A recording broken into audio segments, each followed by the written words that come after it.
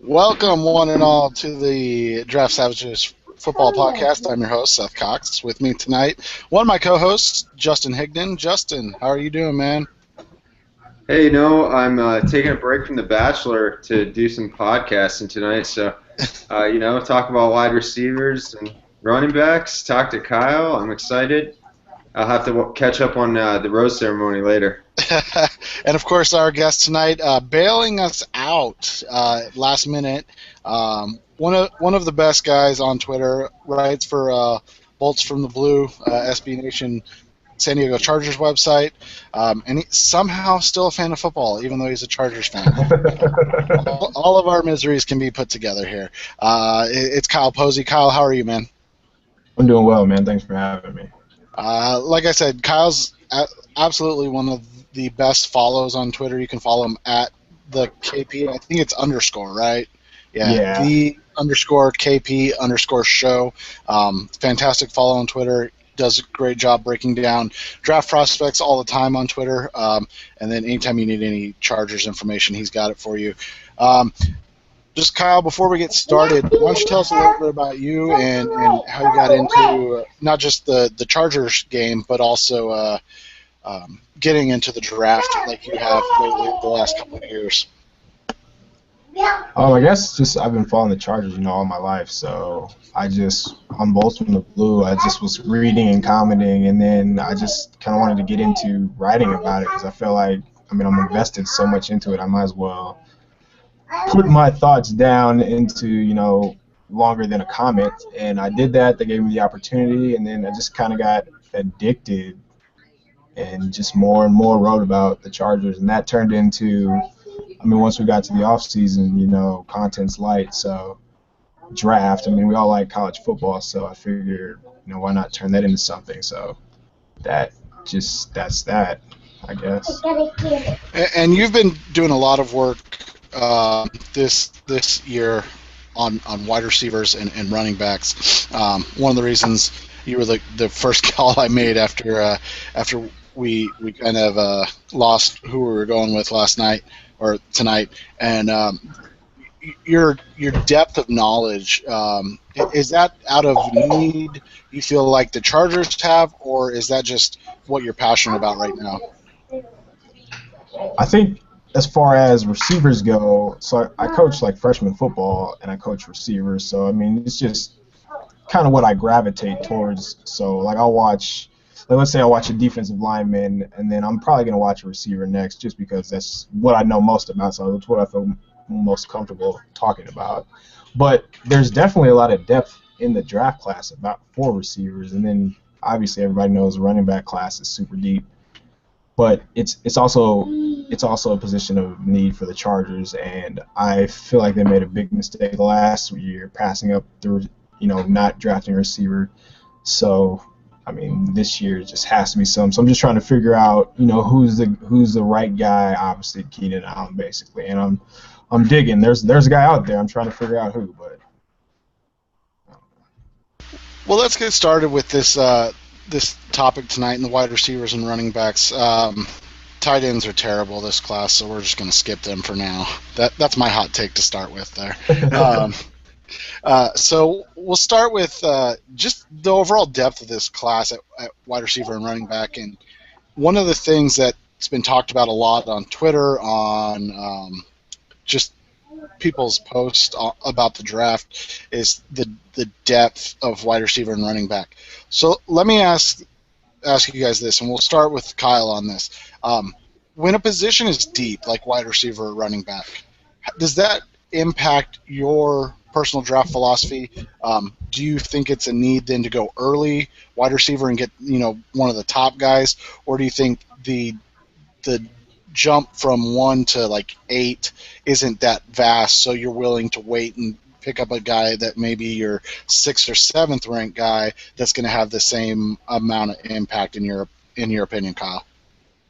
I think obviously it's going to affect how you look at things when there's depth that there is in the class. Like at wide receiver, for example, I don't think in the first round, everybody talks about, you don't have to take a wide receiver early, and the same goes for running back because there's so much depth. But I think that there is a big gap between, the Coopers, the Whites, the Parkers, and then later on you have, like the Vince Mells. Like you're not gonna pass on Devontae Parker in the first so you can get Vince Mel in the fourth or fifth, or at least I wouldn't do that anyway. So I feel like there's a big difference in the playmaking ability for a first round prospect and these fourth round guys. So I do think I do think you should take into account the positional depth, but I mean, there's a reason that these guys are supposed to go that early at the same time.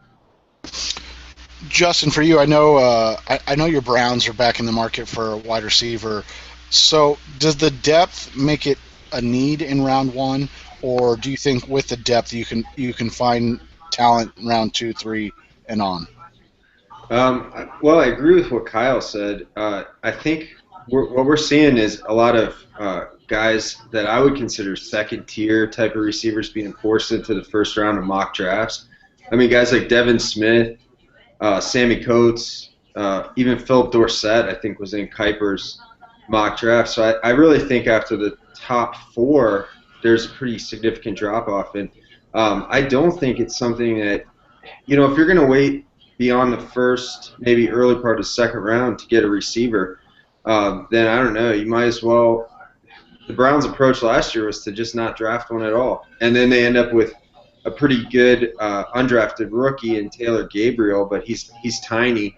I think there's some value to be had in the middle rounds, but then when you're talking about like Kyle mentioned, Vince Maley, and if he's a player that I really like, but when you're going from the Washington State, from that air raid offense, we've seen it with a guy like Stedman Bailey a couple of years ago, who was a really good college prospect, good college player, and it's taken him some time to adjust to the program. So I think there's some significant drop-off. I think it's interesting when we look at which of these receivers are being forced into the first round of these mocks.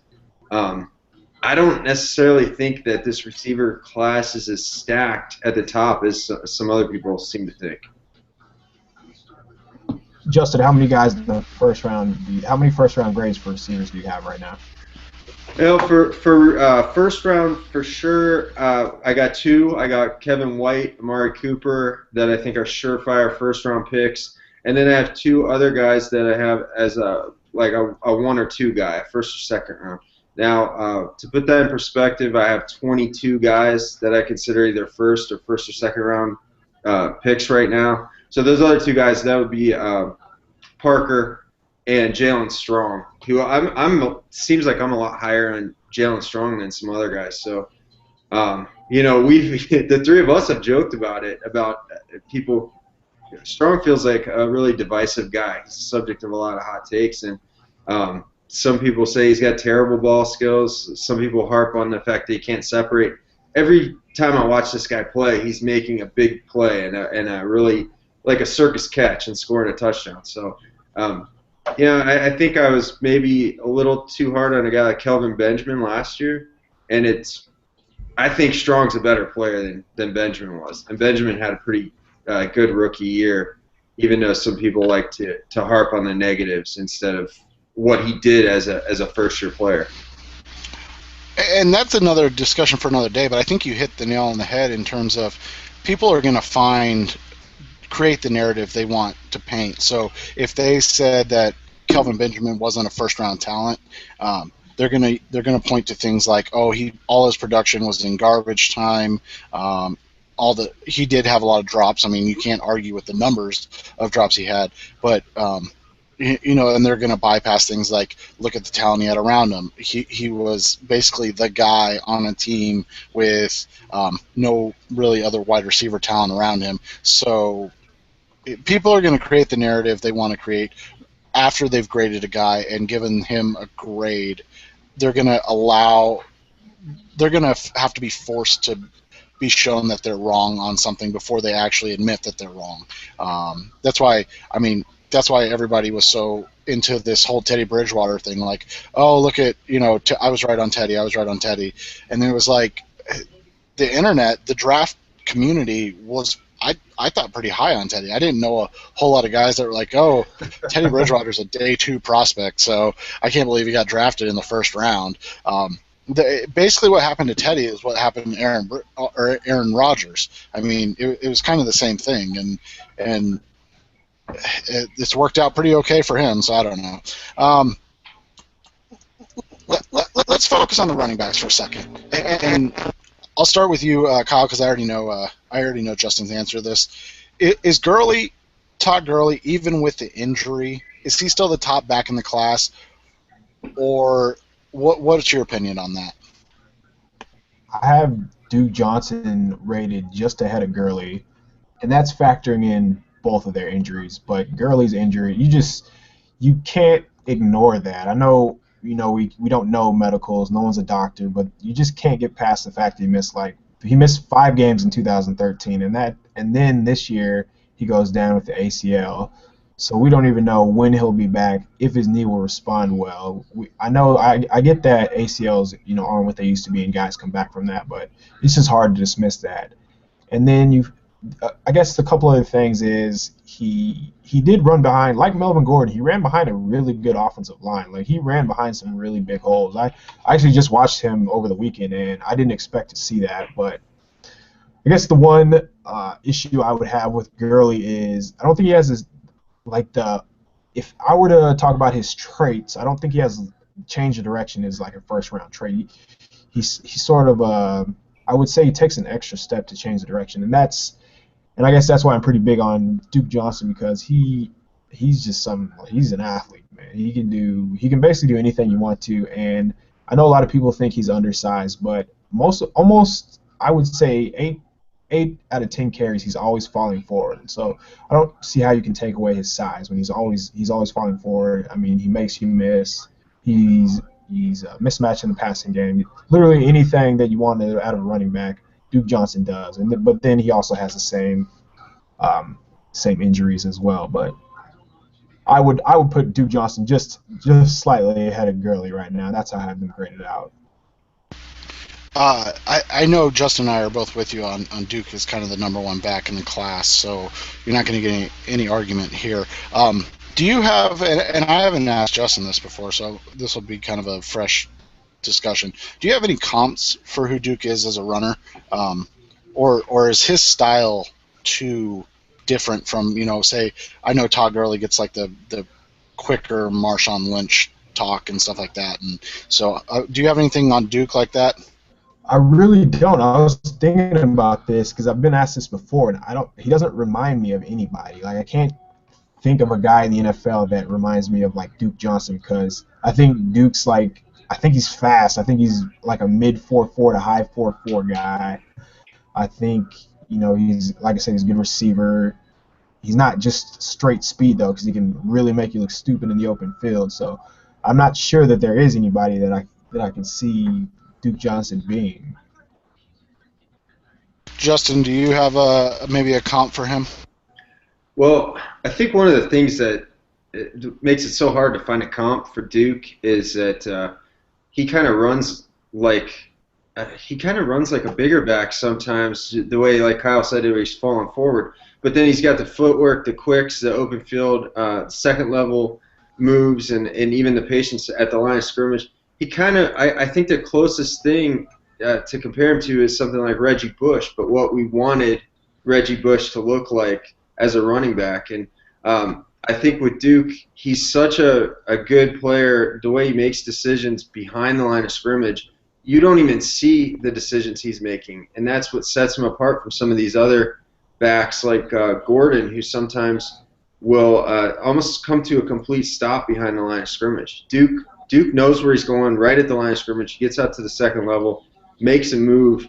He seems to see things 2 moves ahead, and that's what I think makes him so good. I'm kind of with Kyle. I don't really see a comp. I kind of see more like Duke being this player that people wanted guys like Bush or Gio Bernard, Andre Ellington to look like. Duke is what we wanted them to be, and I kind of hate when people say that, but I'm going to say that now. You do not insult Andre Ellington. Jeez. Poor guy. Having to run behind that offensive line. When you look at this running back class, and we talked about the depth a little bit, the biggest divisive guy, it feels like right now, is Melvin Gordon. Justin, do you think the Melvin Gordon split has to do with the fact that he's from Wisconsin and just traditionally speaking, Wisconsin backs don't have a ton of success in the NFL?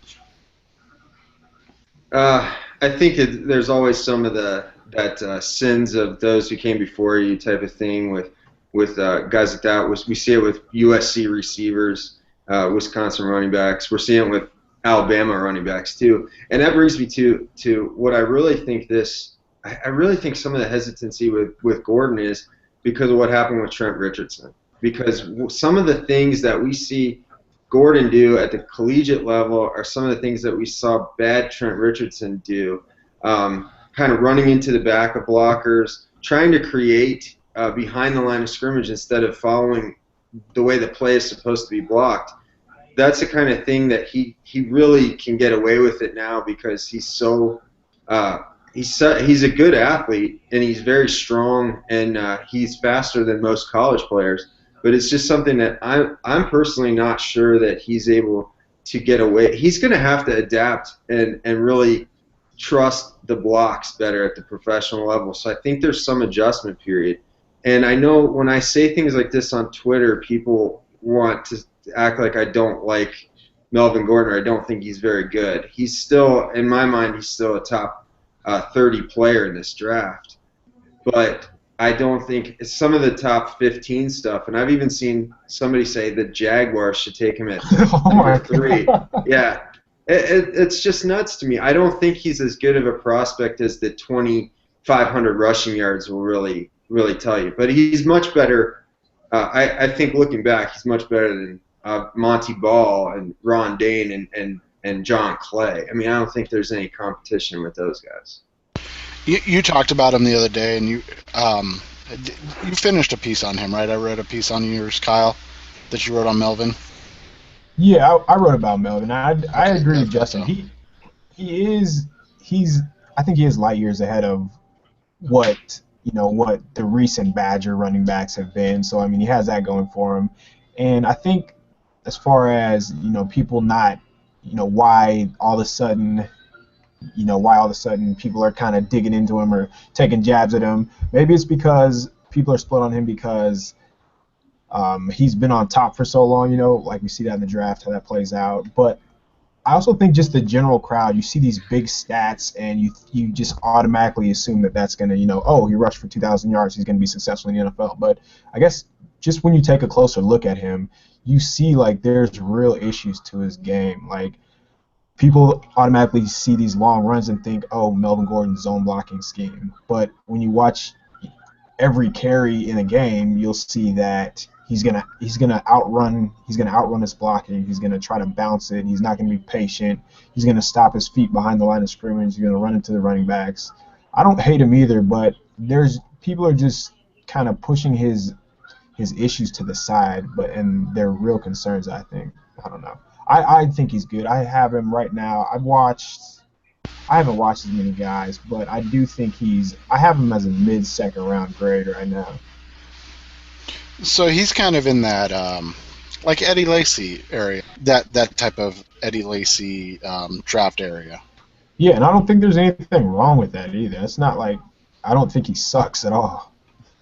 Well, I mean, the way it works on the internet is he's either your top guy or he sucks. There's no like second place in the draft community. So that goes back to the Teddy Bridgewater thing. Like, if you didn't think Teddy Bridgewater was the number 1 overall prospect, then you thought he sucked, and therefore you were a hater. So it's just one of those. It's just one of those draft community things where people have their guys, and they're going to, they're going to back their guys, and if you're not high enough for their sake on their guy, then you're a hater. So, speaking of haters, let's get to day 3 guys that we're going to talk about in a couple of years and say, I can't believe this guy was drafted on day 3. And Kyle, I'll start with you. Who's a day 3 runner right now that you think is going to surprise a lot of people? Running back wise, I'm not sure if he's going to go day 3 because I know he had a really good Senior Bowl, but I think David Cobb, just for what he can bring to a team. He's a guy that, unlike Gordon, he will actually. I think it's so important for running backs to have good decision-making skills. And Cobb, he just sticks to the script. He keeps your offense on tune, like on schedule. So he can give you that 3 to 4, and every now and then he can maybe give you 15 to 20. So he's not super flashy, but I like him. I think Mississippi State's Josh Robinson isn't a bad choice. I also like Michigan State's Jeremy Langford. He's like not flashy at all. He's not going to wow you, but he just gets yards. Like, he just does his job and he takes what's there, and he will get a couple yards after contact here and there. But just guys that's just disciplined runners like that, I can see being successful in the NFL. Justin, for you, I think I know one of your guys, but give us a couple. Well, first I'm just so glad that Kyle mentioned Jeremy Langford, because I just feel like he gets completely slept on, and at what he did at Michigan State, I really thought he had a good year. I think he's faster than people think. I think he'll run better than people think. And I love that he's just got this wicked stiff arm that he's finished so many tough runs with. I think Langford is a really nice early day 3 guy with potential to start, or at least be a kind of spell starter if you need him. But I'm going to dig real deep for these day 3 guys, and I'm going to plug my own stuff. I wrote an article about this guy at Draft Breakdown, posted yesterday on Sunday. And this is a guy from Azusa Pacific, and he did not receive a combine invite. His name's Terrell Watson. He was Azusa Pacific, I think it's Division III, maybe Division II. I can't recall off the top of my head, but that's where Christian Okoye went to school. And this guy, Terrell Watson, broke all of Okoye's rushing records. He's 6 feet tall, about 6'1", 240 pounds. He runs pretty well for a guy that big, and he was the MVP of the NFLPA Collegiate Bowl. So I think he had like 55 yards on 9 carries, had a touchdown.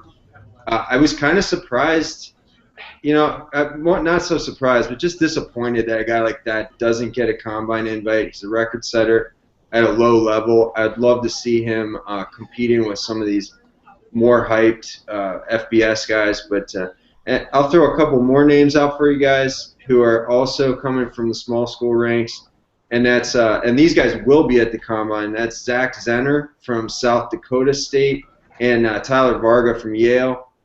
These guys are white guys, so they're being typecast as fullbacks. They're not fullbacks. You watch these guys play; they can run.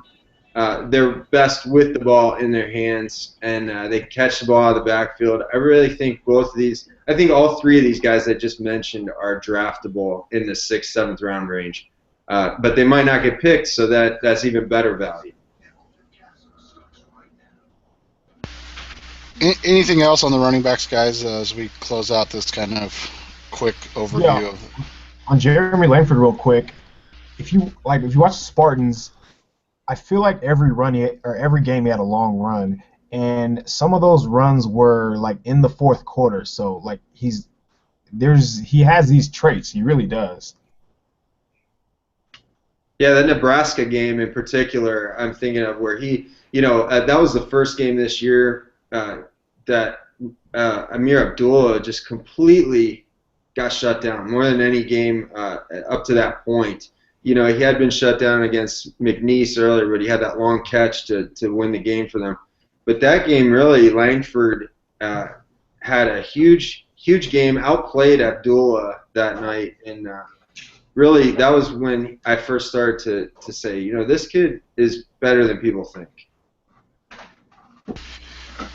You guys talked a little bit about it earlier, but the importance of staying on schedule in the offense, and we saw that a little bit with kind of what the Seahawks do, and even the Patriots to an extent with their running game and the ability to keep the ball out of other people's hands and do things like that. And Cobb and Langford were both guys that did that well in college.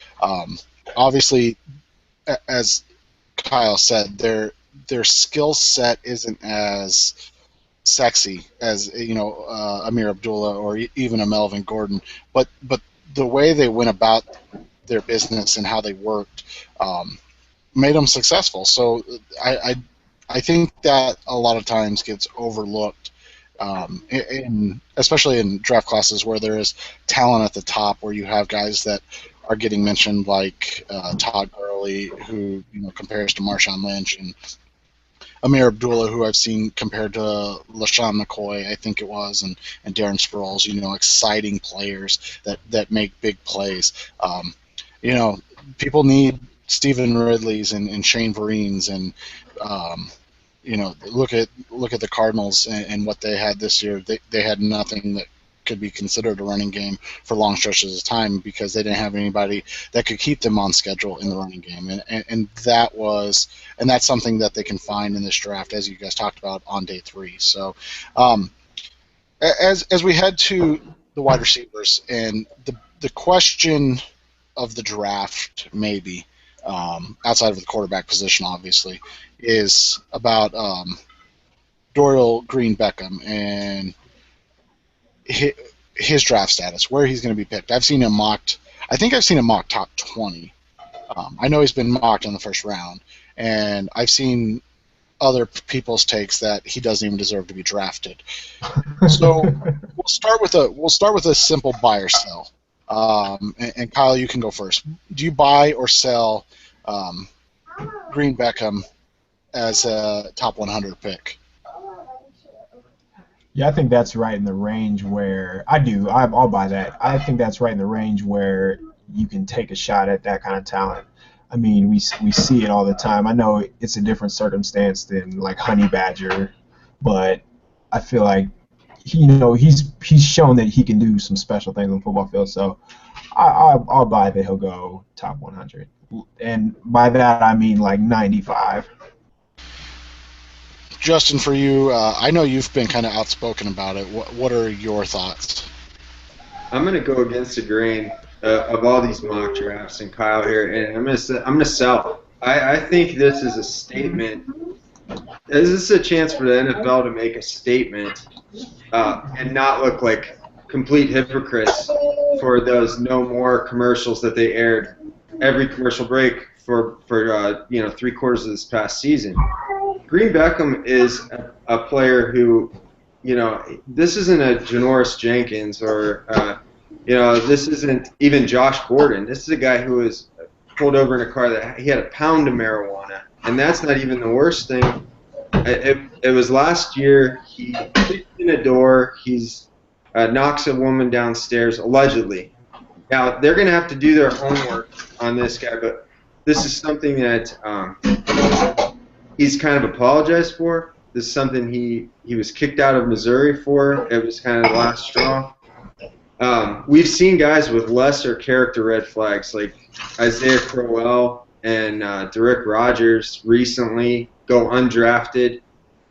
And I just don't know that there's a team, Green-Beckham doesn't have the he can't fall back like Jameis Winston and say he wasn't charged or he was cleared by a committee. This is a guy who's got convictions. He's got some really rough stuff. And then if you go even deeper, some of the things that we've probably all heard through the grapevine, even before he got to college. So this is a guy with a long history. And one of the biggest problems that I have with any player who's missed a year before their draft is they just haven't been playing football. Practice is just not the same as the game. You add all this together, he's got the red flag of, he's got the off-field red flags with the arrests, and he's got the fact that he hasn't played football in over a year. And the track record for success for players who haven't seen the field the year before they were drafted is just terrible. It's utterly terrible. So this is a chance for the NFL to make a statement without even really going out on a limb. And I wouldn't be surprised if there's just kind of a strong suggestion not to draft this guy and let him kind of earn his way the hard way. Kyle brought up an interesting point about that kind of into the third round, and it got me thinking. I don't think the compensatory picks have been given yet, right? They haven't been finalized yet. No.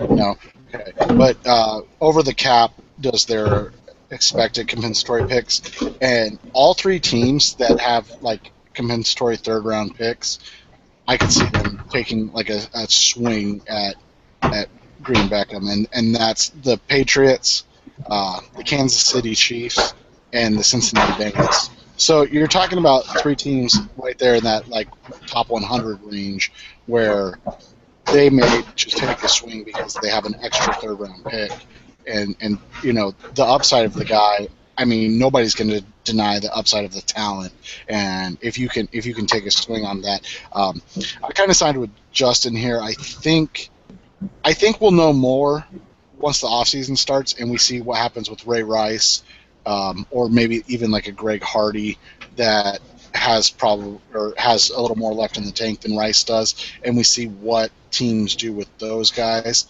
I think that'll tell us a little more about what's going to happen with Green Beckham. But I think it's an interesting topic to follow along. I don't know how people are so comfortable putting him as their wide receiver one on their board. That doesn't make sense to me. But I mean, everybody's got their own opinions, so I don't have a problem with it. But it's different for me. Kyle, in terms of how these wide receivers play, this draft is really interesting. And this was a conversation that was had on Twitter, and I believe it was Joe Goodberry, who's a great follower, and Sigmund Bloom that were having this conversation about finding a spot for these guys to win. And so the game I wanted to play as we kind of end the show is, how would you stack the top tier guys at where they're best suited to play, and then where would you be comfortable taking them? And so, like, i.e., the big wide receivers, so Jalen Strong, Kevin White, those guys, versus maybe an Amari Cooper or a Nelson Aguilar, who's been discussed by some people as they're like wide receiver 2 or 3. How would you stack those talents? Well, I guess to speak on Dorial Green Beckham, as far as on the field, I have him pretty high relative for the draft class, but I'm not sold on like he's a first-round talent. I know he flashes like some crazy plays, but I've seen him kind of lollygag through the 20s. I think he's a different player in the red zone. That's where you see these top 5, top 10 projections at. But I've seen him have DBs are able to cross his face a lot. He didn't get great separation in the Florida game or when he was in the Oklahoma State game against Justin Gilbert. I don't know, just seemed like he sort of rolled into his route. So I'm not so sure that he's as good of a prospect that he's made out to be. But I guess as far as preparing them, do you mean like where the receiver would be in a scheme-wise, or like what team or how high they would go? Yeah, scheme-wise. I think Jalen Strong and Kevin White would be in a more of like a timing-based Norv Turner play action, 1-2-3 curl, 1-2-3 slant. I think Amari Cooper is, his Alabama usage was the best that we'll see him at. Drags, get the ball in his hand. But I think he's very good as a route runner. So I feel like he would be just like basically what San Diego does. So you get these underneath, try to maximize it with the ball in his hand. Who else am I missing here? The top guys. Oh, Devontae Parker. I'm not sure where he wouldn't fit. I'm pretty big on Devontae Parker, but I think he can fit in pretty much any offense. I know he has some issues where he kind of tips off his routes, and sometimes I feel like he finds the ball a little late on deep balls, but I really think that he can fit into almost any offense. So I don't have any problem where he would go or any scheme for him, honestly. Justin, for you as a fan of a team that needs a wide receiver, and I'll come back to you on this, Kyle. Who's a guy you would like to see in that Cleveland scheme in round 1 or round 2? The Browns need a big receiver because all of their top receivers last year, Andrew Hawkins and I mentioned Taylor Gabriel, those guys are tiny, and it really creates this. It's a small target for the quarterback when he's throwing it any farther than 5 yards downfield. That makes it really tough. A lot of people have taken shots at Brian Hoyer because of his problems with his accuracy, and I have too.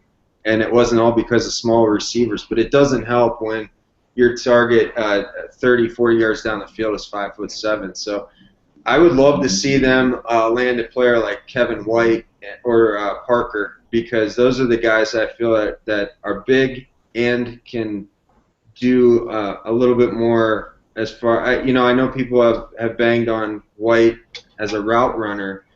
I think when you understand that he was in junior college 2 years ago and just look at the progression that he's made from junior college receiver to what he did this year, where he was probably the best or maybe second best receiver in college football, I think it's pretty remarkable. And, I'm not worried that he's going to be 23. I don't know when that became an old age for a draft prospect.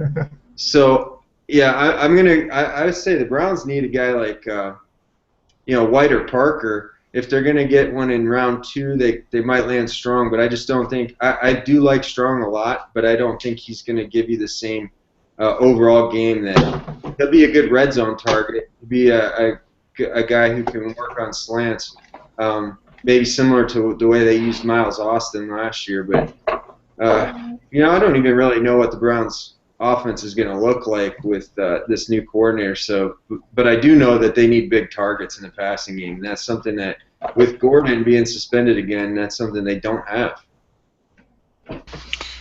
Kyle, I know you talked about it before the show kind of started, and Keenan Allen, and what guys are you kind of looking at for the Chargers here? I guess mainly just looking for production, so guys that can get open fast, guys that can stretch the field, and guys that can make plays in traffic, so just contested catches type guys. Bigger receivers would obviously help. They also need a slot receiver, so like a Nelson Aguilar would be a really good fit. I feel like somebody to just move the chains. And I really like what Tyler Lockett can bring to the table for the Chargers, and obviously Kevin White, Devontae Parker, those types would be nice. But another slot guy I really like is Justin Hardy from East Carolina. I feel like once he plays with a real-life quarterback, he'll be a lot better than what he showed in college. I think Shane Carden left about 5 or 6 touchdowns on the field with him. So I know he can't wait to get in the NFL. Hardy's a guy that I think a lot of people are split on right now, but I think a lot of it has to do with quarterback play, like you talked about. Carden's not a bad college quarterback, but he's definitely what I wouldn't say is a good college quarterback. So, yeah, I could see both those guys. When you look at this draft, is Dorsett the top deep threat guy, or is there somebody else that can kind of match up with Dorsett in that aspect for you, Kyle? I think Justin's favorite receiver in the draft is probably the top receiver or the top deep ball receiver. And I'm talking about Devin Smith, and I say that because he does have a special ability to this is funny because I know Justin doesn't hate him, but he hates him. But no, he just wins vertical. I don't know. I know we're talking about strict deep threats, but I think Devin Smith can adjust to bad passes, and then he can also create separation with his speed. I mean, he's going to run. I'd be very surprised if he ran over 4.35. Like, he's that fast. And because he can create that separation, because he can adjust, and, he can make these highlight-type catches, it's hard to pass up on that type of deep threat. I don't see why you would take him in the first round. I don't know why you would take him top 50, but I guess top 50 is where a team would roll the dice. But once you get into the third round, I think a player like Devin Smith is where you really want to take shots or take a risk on guys like that. That's where we saw like Moncrief go last year. He wasn't like the same kind of deep threat, but he had a lot of other issues. But he was able to have one strong suit. Yeah, and I think that's where. Marquise Goodwin went for the Bills, and obviously John Brown last year for the Cardinals. So that's kind of that range right there where you get kind of the track guys in terms of time that teams will take a chance on, because you can't teach speed. That's just one thing that you can't coach. So before we close down on the wide receivers, any more guys you want to get a thought out on, Justin? Yeah, I think I wanted to say first of all, I don't hate Devin Smith. It's just that when you see a guy play, he's probably the guy I've seen play most in this entire draft class. He and maybe Michael Bennett and Duran Grant, because I watch every Ohio State game and it just kind of blew me away after there was Devin Smith being characterized as a first or second round pick by guys like Daniel Jeremiah. And now we're seeing Kuiper McShay follow suit. So it just caught me off guard. Jeremiah's a really respected guy, and I have no issues with people having interesting rankings, but that one just it just surprised me because I've just seen this guy play every game. But the thing is, maybe I'm being overlooked because, like Kyle said, he does win on these deep balls, and he does make contested catches. You just see that it gets kind of into his body more than a player like Kevin White, who's able to get up and catch that ball up away from his body. But the thing is, Devin Smith's still catching the ball, and unlike a guy like Sammy Coates, who is getting open and not finishing the play. So I think if Sammy Coates is finishing that play, he's getting, and we're seeing him get pushed into the first round of some mocks anyway. But if Sammy Coates is finishing those plays like Devin Smith is, he's probably more the hot guy. Devin Smith was finishing those plays at the most important time of his career, of his college career here in the college football playoffs. But yeah, I still think he's a third or fourth round guy tops. If somebody can afford to spend that highly on him, more power to him, and I'll be happy for the guy. Go Bucks. Kyle, anything else on the wide receivers from you tonight? There's no doubt that Cleveland's going to take Devin Smith. No doubt. In the first round with the 12th or 19th. They're going to trade up for Devin Smith. No, I really don't have anything else to say. I really am a lot higher on Tyler Lockett. I know he's undersized. I know he has small hands, but I think just in the right situation, he can just bring so much to a team. And he has special teams value. He can create separation. He's a really, really good route runner. I mean, double moves are his thing. I don't know. I think he's going to be a really good pro. All right. Like I said, tight ends. Justin, do you have anything on tight ends? Max Williams, number one. Your boy, Hurman. I don't know how you say his name. Yeah, he's. It's hard to be too high on a guy who had 15 catches this year, but I like Harmon. The only thing I want to say about tight ends, we can finish with this hot take that's left over from last week. Because if we're talking about tight ends, if we're talking about tight ends, we got to talk about the top tight end in the class, and that's Jalen Strong. According to our buddy NFL Draft War Room, who's hopefully listening, we know he's been on the hot take segment before. He characterized Strong as a player who. To be fair, he didn't say he was his top tight end, but he characterized Strong as a player who would need to move to tight end to be successful in the NFL. So definitely the only time I've seen that. Jalen Strong's got to be leading for most hot takes, for being the subject of most hot takes this season. I mean, it's just one thing after another with that guy. You either love him or you want to move to tight end. Yeah, I'm in a debate right now about Strong. I've said for a while, I think Strong's a good player. I've seen guys like Michael Floyd going around one. I'm trying to think who else has gone around one lately.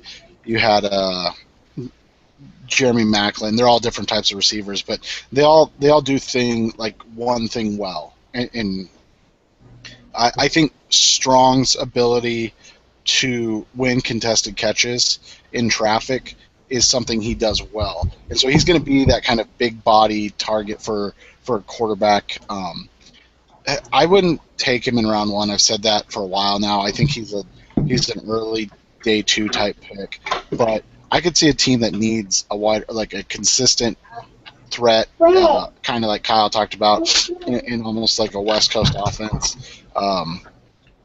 I could see a team like that pulling the trigger in round one, but he's not a guy that I'm gonna live with as my wide receiver one. He's not necessarily Strong's not necessarily a guy I want as my wide receiver one. But if he's your wide receiver two, I think you can have some success with him.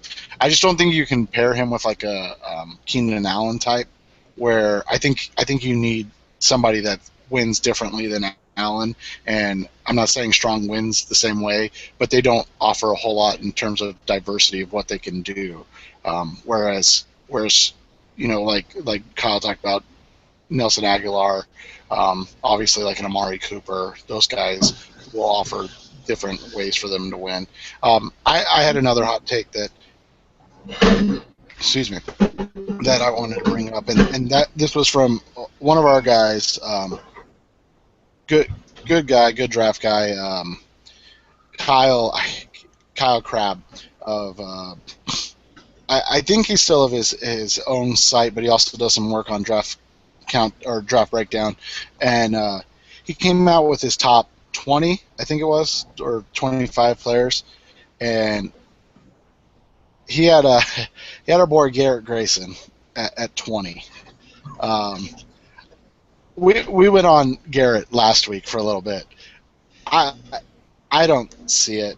I don't see a guy that's probably even a day 2 pick. I could see a team taking a flyer late round 3, but what does Garrett Grayson do for you that tells you he can be a top, even a early day 2 type of guy? I just don't see it, but maybe that's just me.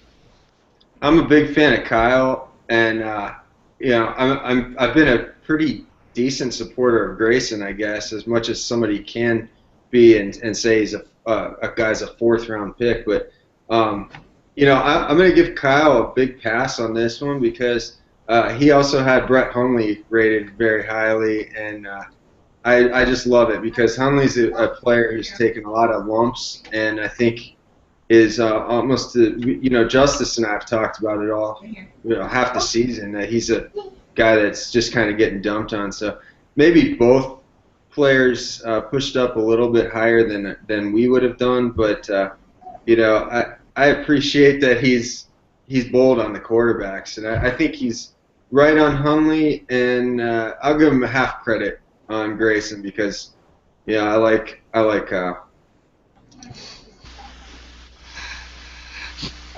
Well, Kyle, as we head out of here, do you have anything else tonight, man? I saw a hot take last week that compared Jameis Winston to Jay Cutler. I've also saw somebody showed me this today. They compared, or some draft writer compared, or he gave T.J. Clemmings from Pittsburgh a 4th round grade, and like that's one of the best players that I've watched. And I know he's struggling in the Senior Bowl, and I know that we tend to put a lot of weight on those, but I think Clemens is going to be a star. I really think he's going to be he could really develop into Tyron Smith, and that's hot take in itself. But I think wherever he gets drafted, if it's not in the top 15, it's too low. So I don't see how anybody can watch. Well, I guess I can see how you watch and come to a different result than me, but I don't see how Clemmings is anywhere scratches the surface of a fourth round pick at all. I think he's a top 10 lock talent wise when we look back at this class in 3 years. They must have got Clemmings confused with Andrus Peat. Oh, great! Now we're gonna get Andrus in our mentions again. This is he just faved this link. Yeah, he just faved this link. I bet. Oh, nice. I'm gonna call him Wastebender. Yeah, there's some already. I've seen it tweeted out. You mention a guy on Twitter and you get the favorite from the guy. Of course, they never come back when you're right about them. They don't say anything when they sit the bench for their rookie season. So, Chris Davis, Auburn. we appreciate you bailing us out tonight. I really appreciate it, and we'll definitely do this again when we get to the team specific stuff. We'll have you on as part of the AFC West roundtable to talk Chargers and their needs. After free agency, sometime we'll get that started up. So thanks for being on tonight. We appreciate it. Yep. Thanks, fellas. Thanks for having me. All right, and Justin, as always, appreciate you hanging out with me for the night, and we'll do this again next week. Justice should be back unless his boss makes him work again. This is what happens when you go to Vegas with Eric Stoner. You have to work late. It's called penance. Pay off his debts. Yeah. Yeah, exactly. He's got to send Vegas money. So, all right, guys, appreciate it, and everybody have a good night. Thanks for listening. Not every